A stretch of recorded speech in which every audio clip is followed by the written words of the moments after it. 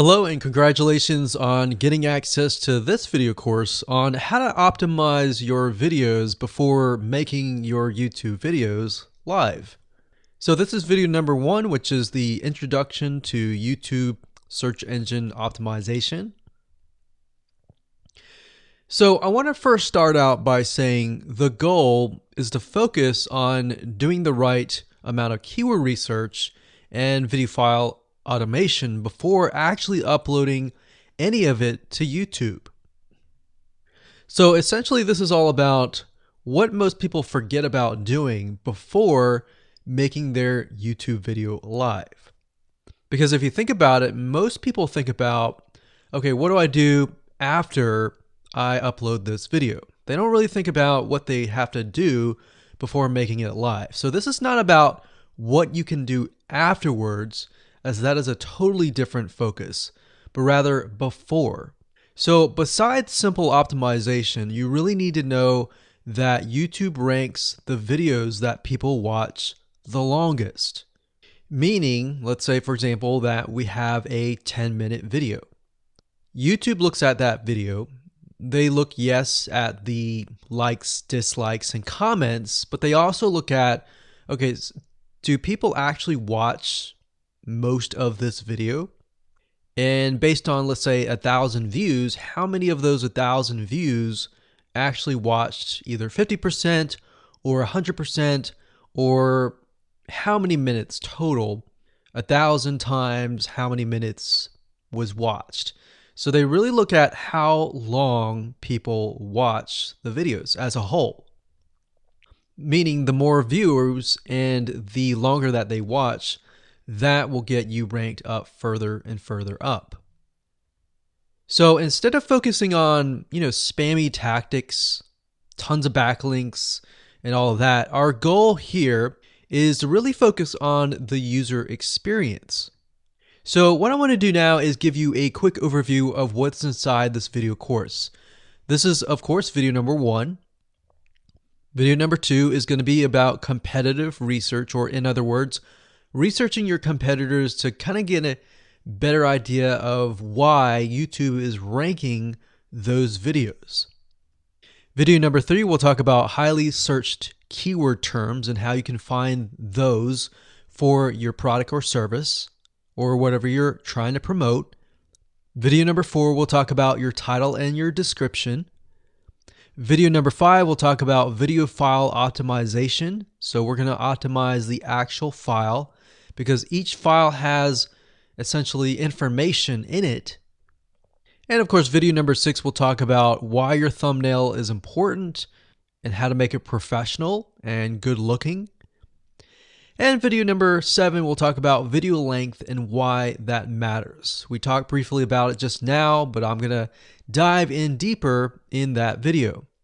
And of course, last but not least, I'm going to give you a secret tip on how to outrank your competitors in video number 8. So before we get started, I want to talk about what you need to have in hand.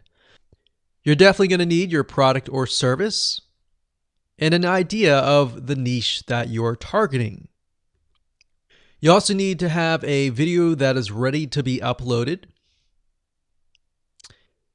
And with that said, let's move on to video number 2. Hello and welcome back. This is video number 2. So let's talk about competitive research. You see, the best way to understand how you can rank better is to know what is already ranking in your niche or your market. So what we want to do here is we want to analyze the videos that are on the top. And I want you to specifically look at what titles, what descriptions are they using, and what thumbnails are they using that are eye-catching. And what is the user experience like when you click through those videos? So let's go ahead and do some competitive research. So for the sake of making sure that we find YouTube videos that actually relate to promoting a product, what I want to do now is just to pick a product out of the blue and let's take a look at YouTube. So one product that I've been using for a while now, which has been really, really awesome, is called the Instant Pot. It's basically a pressure cooker that cooks food at a really fast rate. So what we're going to do is we're going to hop on over to youtube.com and we're going to type in Instant Pot and see what we get. So I'm not going to click enter just yet because I'm interested in getting an idea of what kind of potential keywords that we could rank on, or what potential videos that we can create. And we'll talk more about this in the next video. But for now, let's just do some basic keyword brainstorming and then, of course, do some competitive research. So Instant Pot, we got Instant Pot recipes, we got Instant Pot ribs, Instant Pot roast. So let's just click here and see what we get. Now we can see how to use Instant Pot has 316,000 views right here.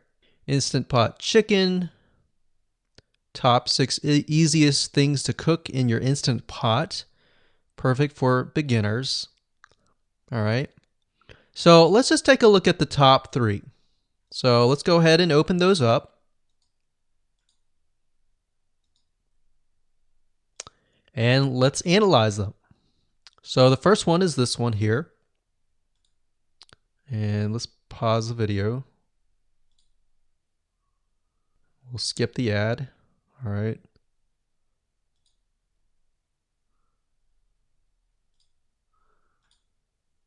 Okay, so how to use the Instant Pot 101 for beginners.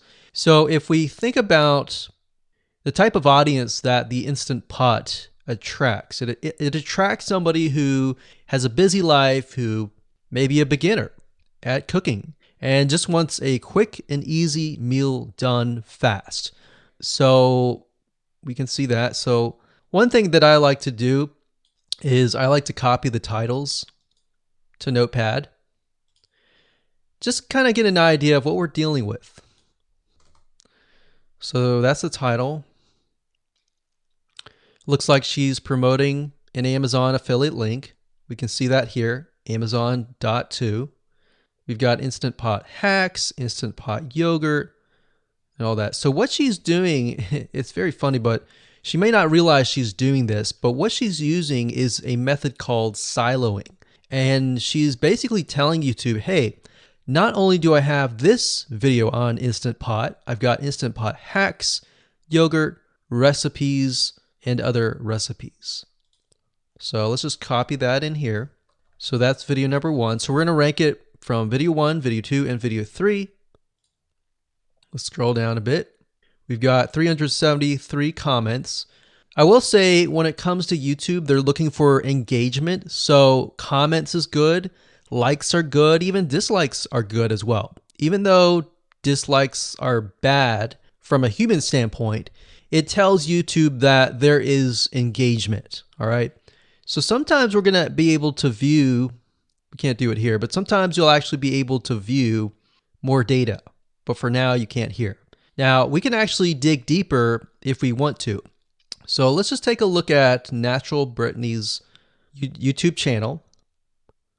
Because when you're doing competitive research on YouTube, it's not just that particular video. It's actually the whole YouTube channel as a whole, the authority that that channel holds. So she has 116,000 subscribers. Click on the videos. She has a good amount of videos that talk about anything, looks like from cooking, from budgeting, from grocery, a lot of very similar videos. So let's scroll down. And now let's go ahead and take a look at the second highest ranking video. So if we go back over to here, and this is the Instant Pot chicken, cook with me, meal planning, meal prepping, Sunday setup. So let's go here, take a look.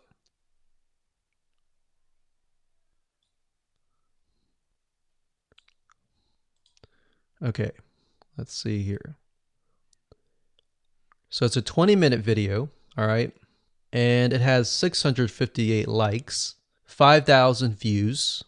If we take a look at this video here, this has 320,000 views and 7,000 likes. Now, notice how it says 13 minutes here, and notice how it says 20 minutes here. We'll go back to this later on. All right, so we'll talk more about why a certain amount of time of your video is important, why the timing is important. And why is it that this lady has only 5,000 views, whereas the other lady has 300,000, and this lady is ranked right below that lady? All right, so why is that important? And why does that correlate to the time? So we'll talk more about that later on. But for now, let's just do competitive research. We're not trying to figure things out right now, and go from there. So if we take a look at the description, it says cook with me as I try a new recipe with Instant Pot. So the description contains the keyword. Sunday setup. Looks like she's got some Amazon links. And if we think about Instant Pot, who could it be targeting? All right, so this lady calls out people who are trying to prep on Sunday. So if we can get an idea of who it's targeting mothers, it's targeting people who are busy, who maybe only have time on Sundays to set things up. And chicken is a common thing, so maybe she's getting a lot of clicks. We don't know exactly, but we know that the headline and the description work together and getting clicks. All right, back over here, this is the third one. So let's take a look at this one. So this one is 8 minutes, but it has a lot more views than those other two videos, but it's shorter. It's shorter, but it has longer amount of views, and it's third. It's got 11,000 likes and 633 dislikes. If we scroll down, we can see that it has more comments than the first one. So why is it that the first one is number one and this one is the third one and it has more views and more comments? Well, we don't know exactly why, but I have a hunch as to why that is, which we'll talk more about ranking and what Google and YouTube is looking for later down the road. So that's that. Let's just copy that title. And I'm going to go ahead and pause this video and we'll copy and paste that information to the notepad. Okay, so I went ahead and copy and paste the information. So this is video 1, this is video 2, and this is video 3 down below. So let me make this bigger. So we have this information. So as we're kind of analyzing the competitor, we want to save this for later, but can you kind of see a similarity here? So this is calling out the target audience. This is calling out the people who are busy, essentially. And top 6 ways, top X ways, top certain number ways is always a good title. So perfect for beginners. So if you can imagine, we already see that this title has beginners. This one's calling out perfect for beginners. And this one essentially is calling out people who are busy. So it's a target audience. So that's key. So having this in hand gives you a better idea on what potential titles and descriptions that you can have. Now, you can do some deeper dive competitive research using specific tools. And one specific tool is called Social Blade. So that's socialblade.com, as you can see here. And I like to use this to kind of get a better idea of the YouTube channel as a whole. Because what you're trying to figure out is, did this person rank because their channel as a whole has a lot of traffic? Or did this person rank simply because of the titles and the description? So there's many factors that come involved, but let's take a look at Naturally Brittany. So let's go ahead and copy this. And you basically want to come here and type in the username of the YouTube channel. So we'll go ahead and click this here. Okay, so we can see here that this is Naturally Brittany, 116,000 subscribers. She's got 19 million video views. So that kind of gives us an idea of how easy it is to break through. Is it easy? Is it going to take a little bit work or what? So let's just go ahead and open her up, and let's do the same thing with the other videos. So this one is marriage and motherhood. You got that here. So she has 7 million video views. So it's about half of what we saw earlier. And this one is called Six Sisters Stuff. And this one has about 9 million video views.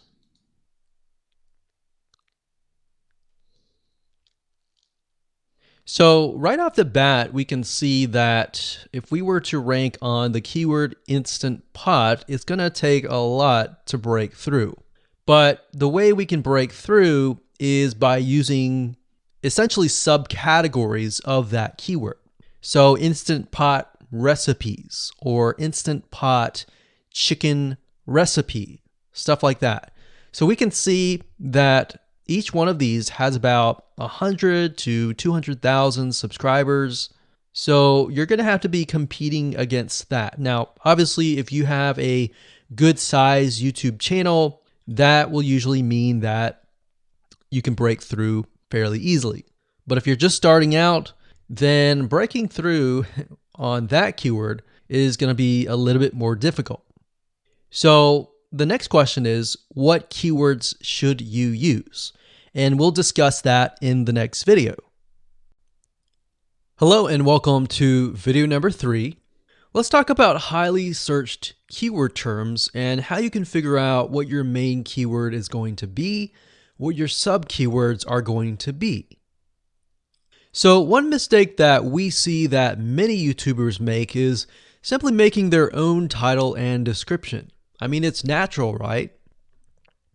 But instead of deciding what you think will work, why not use what is already working and do some simple keyword research that's not going to take a lot of time, and this way you'll be able to have the right information that will help you rank on the right keywords. Now the big question is, well, how do I find these keywords? So the best way to find highly searched keyword terms is to look at the Google suggested keywords. And they are suggested for one reason, because they are used a lot. So let me show you how to find them and what they look like. Okay, so from analyzing the previous videos with the top 3 videos to kind of get an idea of what the titles were, what the descriptions were, if we look at the 3 and we refer back to this, the question is, what are the commonalities between the titles? Obviously the keyword Instant Pot, but we also noticed that the top one and the third one, they all have the keyword beginners. So beginners in Instant Pot. Instant Pot for beginners, all right? So if we go back up here and we go to youtube.com and we type in Instant Pot, what do we get? So when you have a drop down like this is what we call the suggested keywords. And you'll see this in Amazon.com, you'll see this in Google.com and other major search engines. And what this is high demand and highly searched keyword terms. So in other words, if a lot of people are searching for these keywords, then they'll show up in the drop down menu. Right? So Instant Pot chicken happens to be a very highly searched term. And take a look at this. This one is related to Instant Pot chicken. So that means there's a lot of people searching for Instant Pot chicken. And that might be why this second video is ranked so high. Let's scroll down and take a look. So as we're scrolling down, I also want you to kind of keep an eye on the thumbnails because the thumbnails are key. So we got top 6 easiest things to cook in your Instant Pot. And I'll say, as an Instant Pot user, I really didn't know what recipes were out there that would fit the Instant Pot. Because the Instant Pot, the way it cooks is it pressurizes the food, and you need a little bit of liquid inside it to pressurize. So what I was doing is I was looking for recipes that were specifically made for the Instant Pot. So a lot of these people that are coming here, they don't know. They're just looking for recipes. So the 30 Instant Pot recipes gives people an idea. Oh, okay, I've got 30 recipes that I can pick and choose from. So if you scroll down, it says Instant Pot Ultra. All right. So if we go back here, so Instant Pot Chicken is definitely a top one. Instant Pot Spaghetti, how to use an Instant Pot. Instant Pot Cheesecake, yogurt, pho, beef stew, whole chicken, rice, and Instant Pot roast. So these are highly searched keywords. Now let's hop over to Google and see what we get. Do we get the same thing? Do we get something different? So if you go to Google and you type in the same thing, Instant Pot, we can see that we've got Instant Pot recipes, Instant Pot chicken. So notice that the chicken and the roast beef or the pot roast seem to appear both in Google and in YouTube. So whenever you see that, that's a good sign, because you got to understand people searching in YouTube are very different than people searching in Google. They don't show the exact same thing. But if they do, that gives you an idea that if you rank on that term, that you will be able to get traffic from Google and YouTube. Okay, so let's go back here. So Instant Pot Chicken. So let's just do a search and see what we get. So another place to find the Google suggested keyword terms is to scroll all the way down to the bottom. So there we go. So Instant Pot recipe. Now these are specifics, all right? These are searches related to Instant Pot. So people are looking to buy Instant Pot Amazon. So let's just type in Instant Pot Chicken and see what else we get. So if you notice, when we type Instant Pot Chicken, it gives you a more detailed view of the other keywords that are related. So for example, Instant Pot Chicken recipes, chicken and rice, chicken noodle soup, chicken thighs, chicken bog, chicken breast recipes, chicken wings, and chicken and dumplings. So let's go over here and see what we get. So Instant Pot Chicken recipe, wings, noodle, biryani, thighs. So a lot of these are actually appearing that are the same. Okay, so moving on here, we've got Instant Pot Chicken. Now let's take a look at what we have here. So what I would do is I would do the same thing, the competitive research. Now, if you notice here, the Six Sisters stuff, it's a different video, but it's a similar video. Now this video is different. This lady is the same. And that's another thing. So if you rank high on the main keyword, then you could potentially rank on the other smaller keywords as well. So that gives you an idea of what content to create and what keywords to target. So we could potentially make it about Instant Pot Chicken. And what I would do is go back here. Let's say we want to title it the Instant Pot Chicken. What I would do is I would scroll here and take a look at questions people are asking. So how do I cook chicken and potatoes in Instant Pot? How long does it take to cook chicken pot, Instant Pot? We scroll down, and what I would do is grab these keywords. So I would grab these keywords.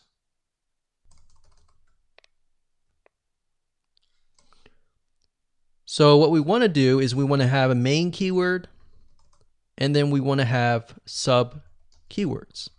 So the main keyword here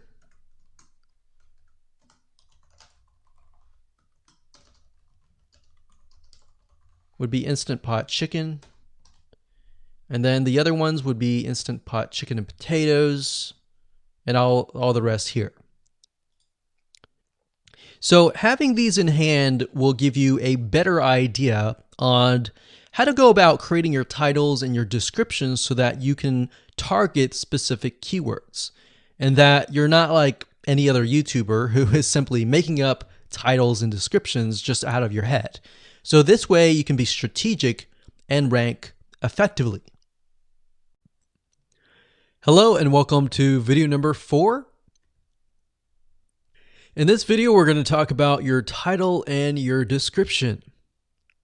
So let's take what you have gathered in the previous video and let me show you how to properly create your titles and descriptions. So when it comes to creating titles and descriptions, we simply need to do what we did in the previous videos, which was the competitive research. And as you can see here, we have the videos 1, 2, and 3, the top number 1, number 2, and number 3. And of course, we have the main keywords. So we have this main keyword here. So that's definitely going to be in the title. And then of course, if you noticed, the target audience was beginners. So essentially what you're noticing here is that people are calling out the audience, and then of course they have the keyword in the title itself. And then of course you want to make sure that title, main keyword, and target audience is also going to be in your description.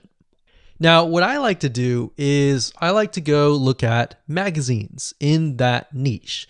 It doesn't necessarily have to be exactly, in this case, Instant Pot, but it needs to be somewhat of that genre. Now, one thing that I noticed was when we took a look at the Instant Pot chicken, you could write out something like top 6 easiest things. So instead of things, you could say chicken recipes or pot roast recipes to cook in your Instant Pot. Or you could say something like Instant Pot chicken dash top 6 easy recipes, or you could use a number. People like numbers, especially knowing that somebody gets an Instant Pot for the sake of saving time. You could say top 6 easy chicken recipes that take less than 30 minutes. Now obviously that's a little bit long, so let's head on over to Google here. So like I said, I like to use magazines. Magazines do a great job in creating titles. So as you can see here, I typed in Instant Pot magazine, and to the right, you'll notice that there's Instant Pot all-time recipes.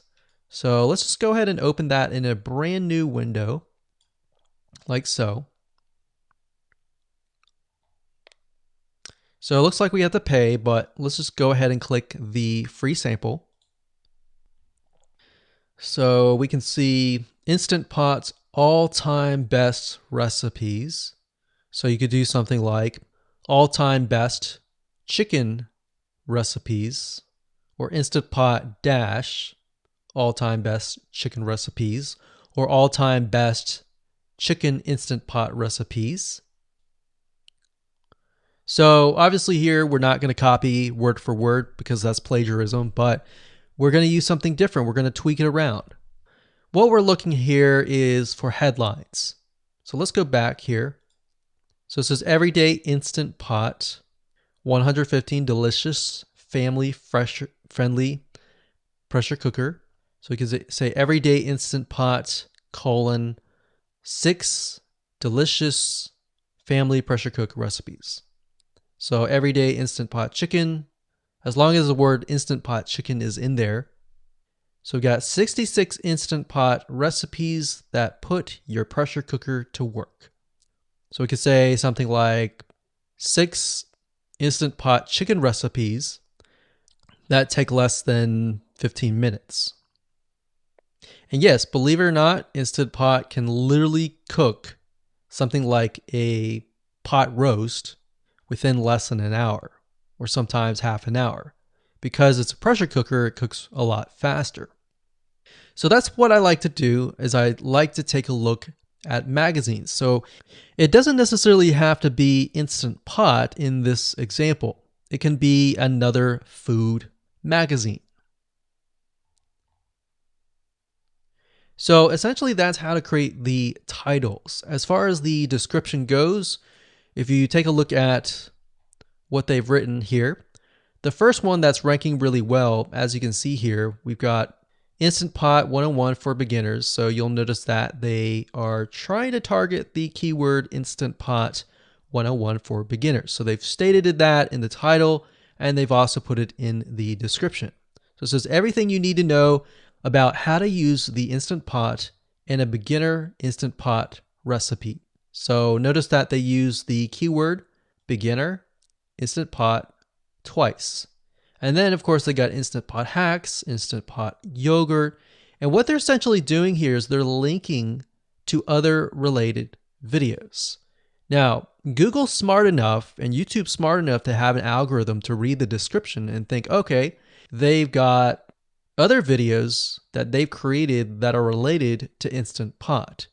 This video must be good, or this channel must have a lot of relevant information. So we're going to rank it a little bit higher because it's going to give people what they want to see. So now we look down here, it says Instant Pot Chicken. So this is the lady who is ranking really high on Instant Pot, but also Instant Pot Chicken. So it says cook with me as I try a new recipe with my Instant Pot. So we can see the keyword Instant Pot here.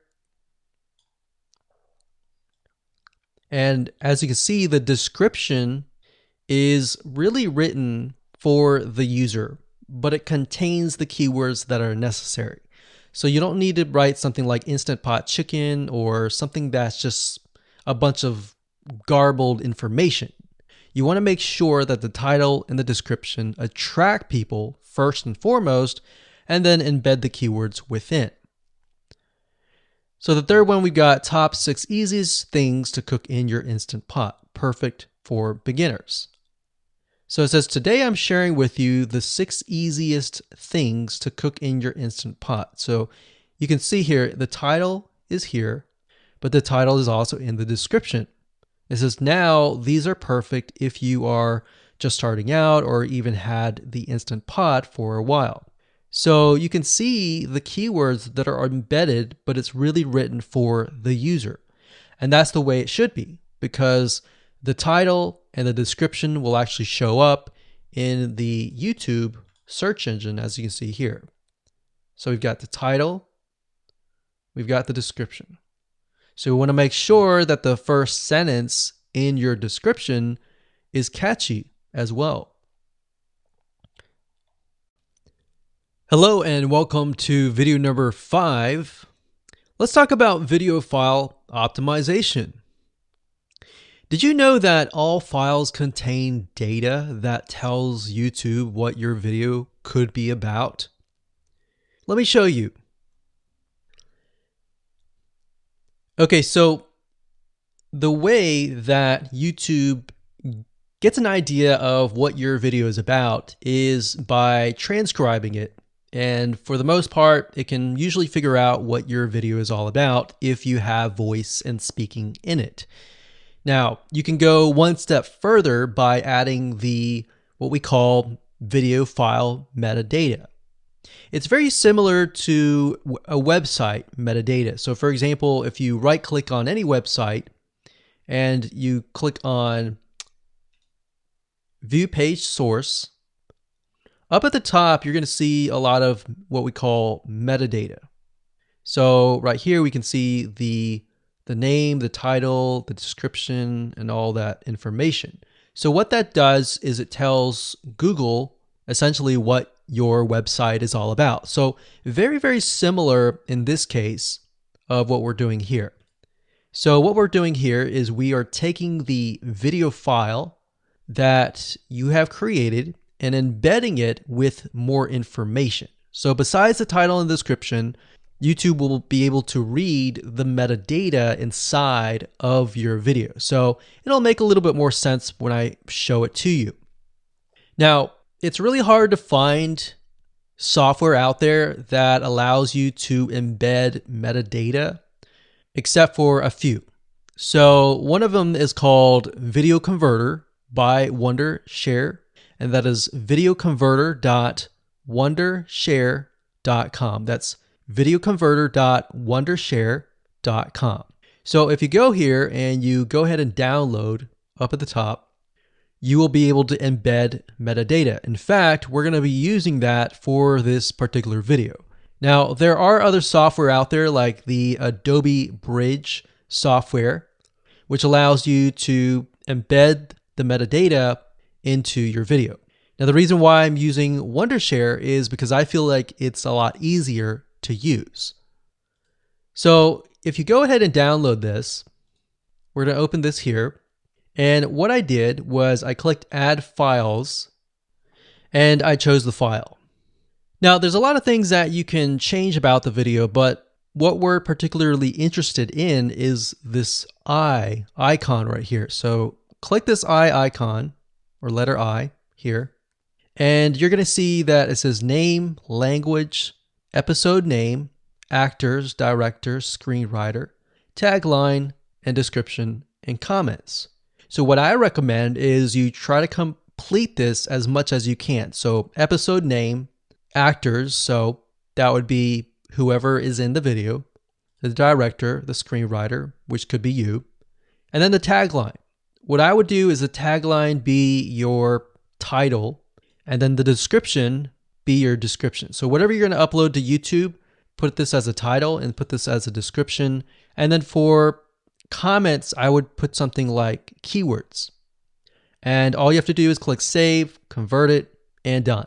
That's the reason why we're using Video Converter, because it's just so much easier. With Adobe Bridge, it's easy too, but there's a lot of more options and very easy to get confused.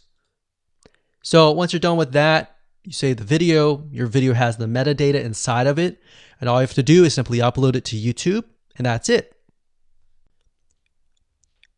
Hello and welcome back. This is video number 6. Let's talk about your thumbnail and why that is important. You see, since our goal is to get more clicks or more views to your YouTube video, we have to rely on attracting viewers. So if you think about it, the thumbnail is the first thing people see as they are scanning to find what interests them the most. So in other words, if you think about it, if you go to youtube.com and you type in a keyword, you're going to see all the results with thumbnails, the titles, the descriptions, and all of that. So that's the first thing that they see. So let's discuss what your thumbnail should contain and what's working in your market and how to figure that out. So when it comes to having a thumbnail, you want to make sure that it is eye-catching, meaning it shows somebody what they want. So if Instant Pot Chicken is your main keyword, you want to make sure that your thumbnail has something in it that entices them. So it's good to have the keyword or the title in it. So you can see right now the way YouTube works is they have an initial title or an initial thumbnail, and then after that you can see motion. So if I put my mouse over it, you can actually see part of the video, which makes it a lot more engaging. So as we scroll down, the initial thumbnail that this woman uses is the Instant Pot, and then this one here, it says Instant Pot recipes, so Instant Pot. So we can see the ones at the top definitely have the Instant Pot in it, or a word that's chicken, or a picture that has chicken in it. So it fits the keyword. Now, if you're not a professional, thumbnail artist or anything like that, there are different sites that you can use to get these created. Now, bear in mind that you never want to use a thumbnail that is clickbaity or that lies to somebody, because if they click on it and then the video is nothing like the thumbnail, then guess what? You might get tons and tons of clicks and perhaps views, but you're not going to get people watching your video, which is very, very important, which we'll discuss in the future videos. But for now, there are different elements that you need. So what I recommend is you go to a site called creativemarket.com. That's creativemarket.com. There are other sites like graphicriver.net, but over time we've realized Creative Market has a lot of really good designs. So what we can do here is in the search box, we're going to type in YouTube thumbnail.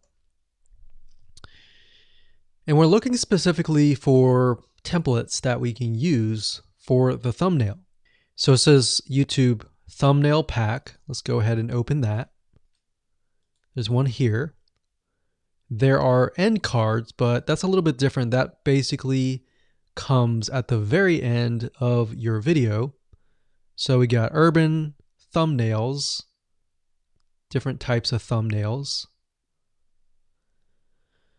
But the reason why I like Creative Market is buying templates for specifically YouTube thumbnails is going to make your life a lot more easier, especially if you can make it professional. The more professional it looks, the more professional your viewers will click through. So if we click on this, we can kind of get an idea of what we're dealing with.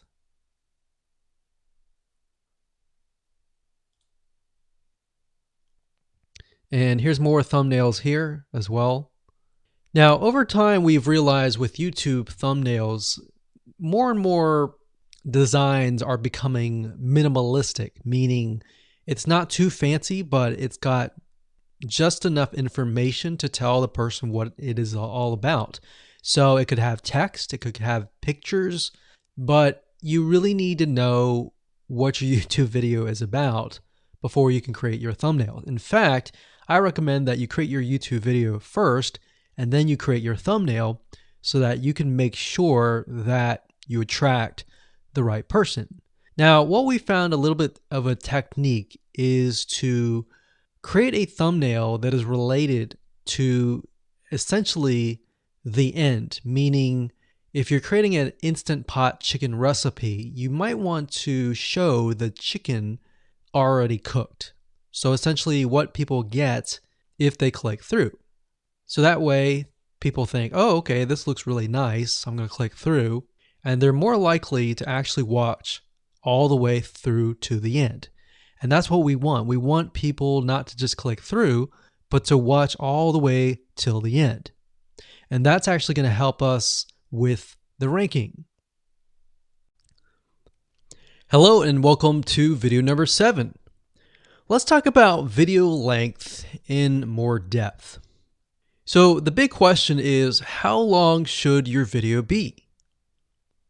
While yes, most folks have said that your video should be short due to attention span, and that's something that we've talked about in the past, and that definitely worked in the past, and that still is true that people's attention span are short.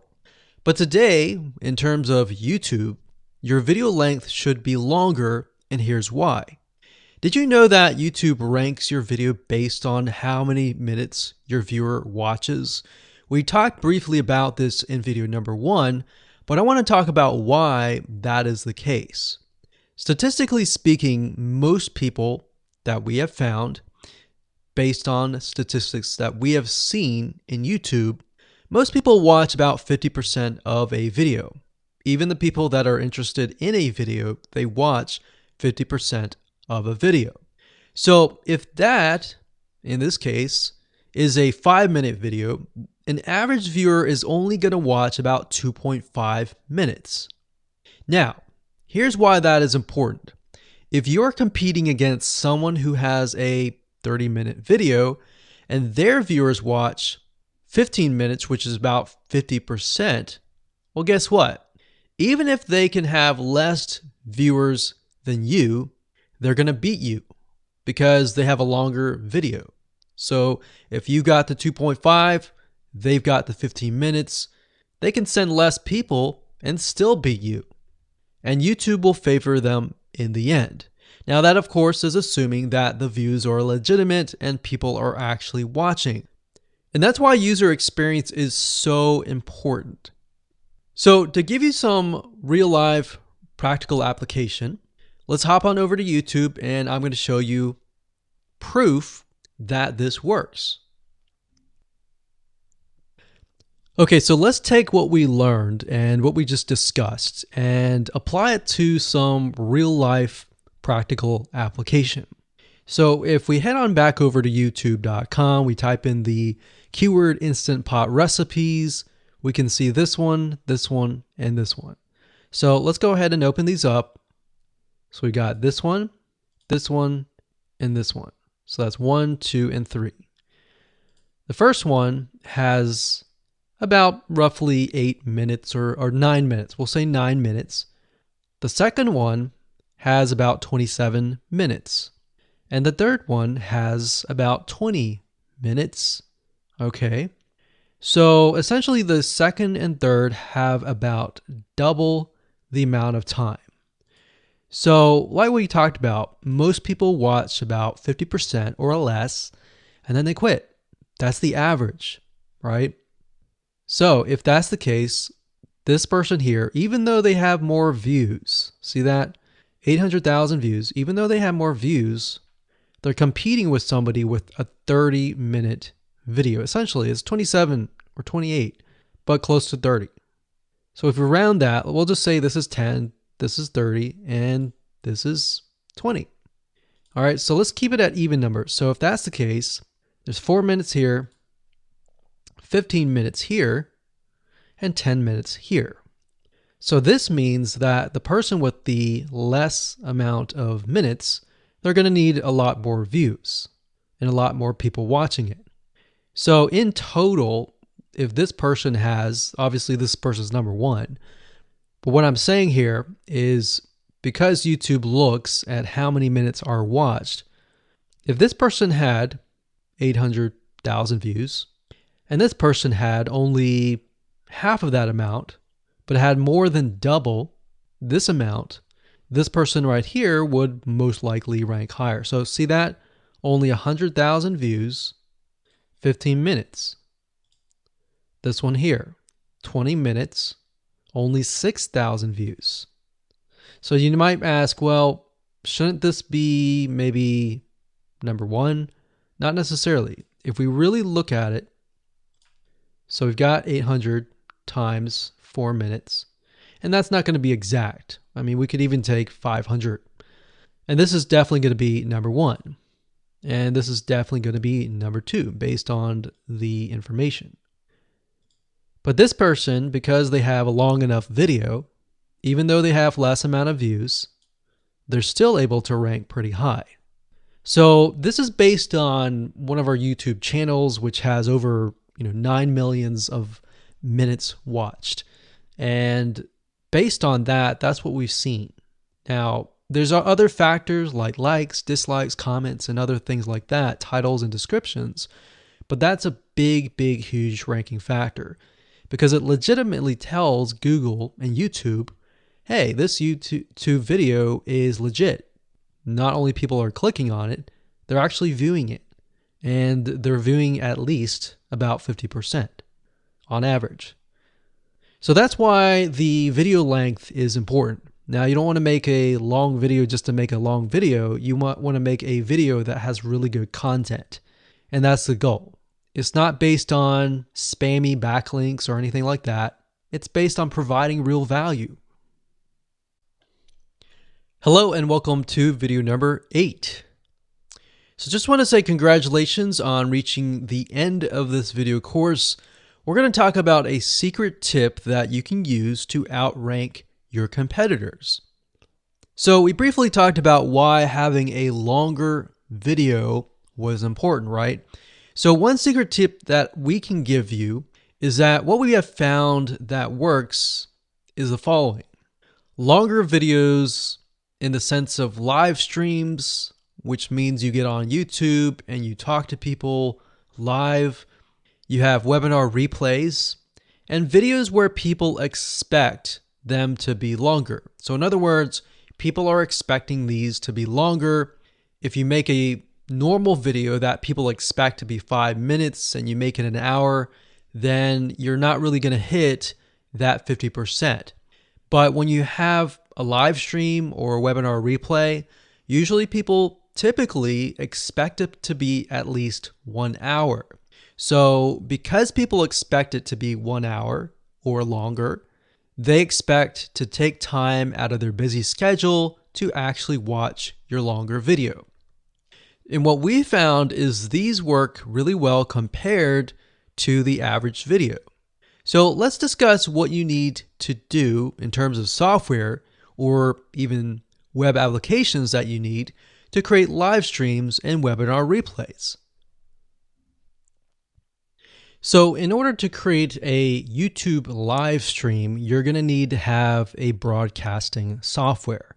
There are many. You can go to YouTube and type in live stream, how to set it up, and there's a lot of videos on that. But this is one particular one that we have used and that has worked really, really well for us. It's called Open Broadcaster Software, and it's free, best of all. And that is located at obsproject.com. So as you can see here, there is versions for Windows, Mac, and Linux. So it's simply as easy as downloading and you can start streaming. So the reason why you need this software is basically what it does is it connects to the YouTube live stream system. And when you're ready, you click record and you're good to go. Now, I'm not going to go in depth on how to use this product just simply because there are so many different options and so many different ways of using it. Now, like I said, the tip is when outranking your competitors to have longer views. This is good for kind of a face-to-face talking head type long video. Now, if you want to use a camera, you can do that. If you want to do something like screen capture, meaning you're going to show your screen, then you're going to want to use something like GoToWebinar. And you can go to gotomeeting.com/webinar to do that. Another tool that we have used, which as of now, it is free, and who knows, it could change. So GoToWebinar does cost money, but it's a nice way to kind of engage with people. So this is the route that I would go if you are engaging with people. If you're not engaging with people and you're simply doing screen capture, there is a tool called Use Loom. Let me show it to you. So useloom.com. Loom is essentially a Chrome plugin, and what it does is it allows you to record your screen. It's super easy to use. In fact, it's super, super fast. It's so fast that you can literally start recording, and within seconds when you're done, you'll have the video in hand. And you can download the actual video file to your computer really fast. So those are the three options that I would go to, and really depends on the avenue that you want to take. So like I said, create a longer video, but just don't create any content. Make sure that the content is valuable, because you want to make sure that people watch all the way through. Or if not, watch at least 50%.